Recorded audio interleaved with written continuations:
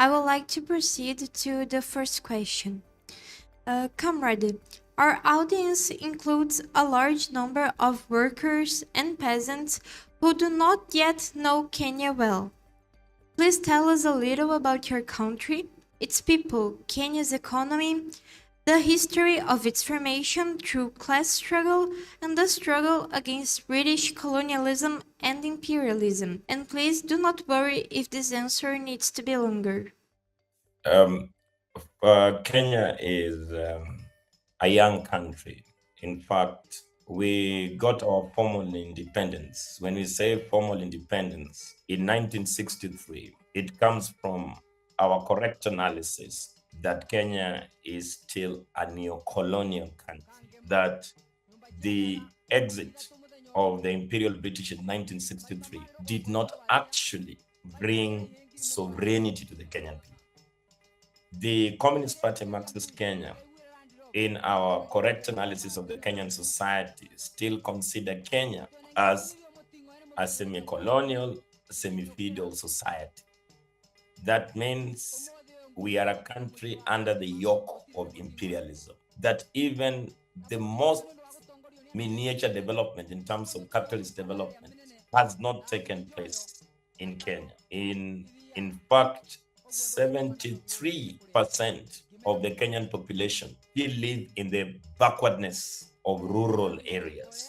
It's important to acknowledge that Kenya still is an occupied country, because the classical British imperialism that still occupy our land. We still have the British military base here to safeguard British interests. So we are not a country that is sovereign. We still have 2 United States military bases here to safeguard United States interests. And in the last 2 months, we've had another occupation agreement that has been signed by President William Samoei Ruto and President Macron of France. So we consider our country as semi-feudal, a semi-colonial society that is being dominated by imperialism, but particularly the primary aggressor in our country is the United States imperialism.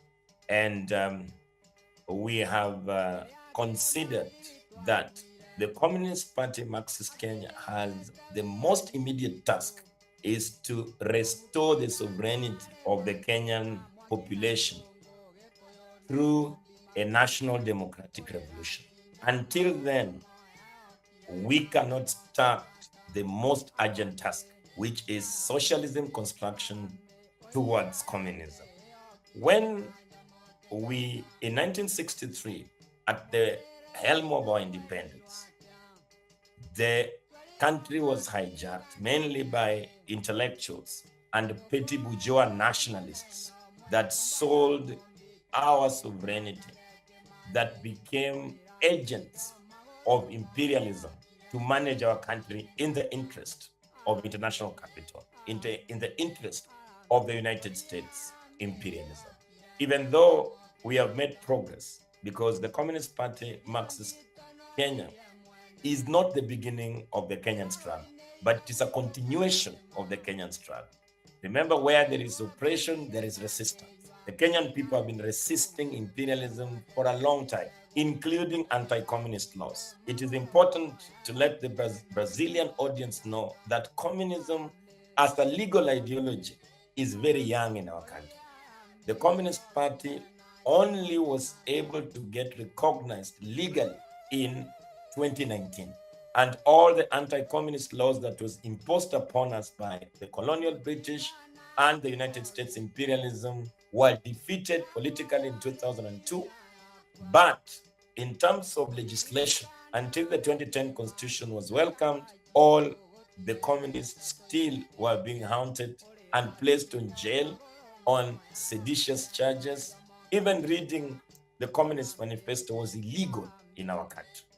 So we have continued to expand the democratic space in our country that the majority of the Kenyan people have paid a bigger price. In fact, in the streets of Kenya, the poor people's blood continued to flow. The martyrdom of the majority of the poor people continued to impact the workers and the peasants in Kenya die out of state violence as opposed to dying of other curable diseases like malaria.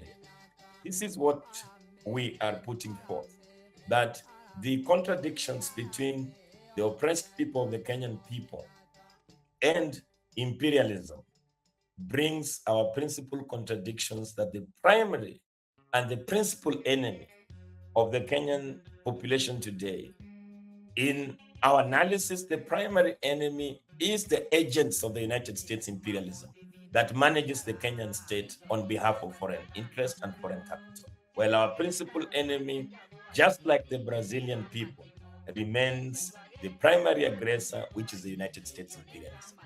This is how we see the commonalities between the Brazilian struggles and the Kenyan struggle.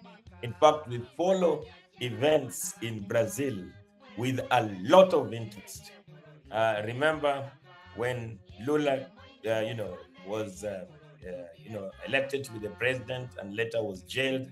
We continue to analyze that situation and even understand how the bourgeois society in Brazilian continues to dominate the Brazilian workers and the peasants, as in the case of the Kenyan society. So this is my little comments on the society that we continue to live on.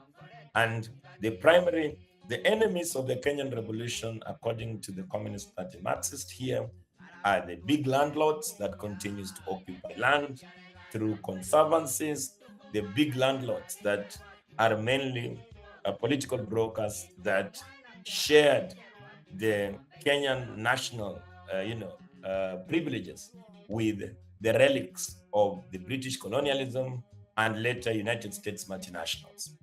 This is important because land is at the center of our struggle. Remember, without land, we cannot talk about sovereignty or national development.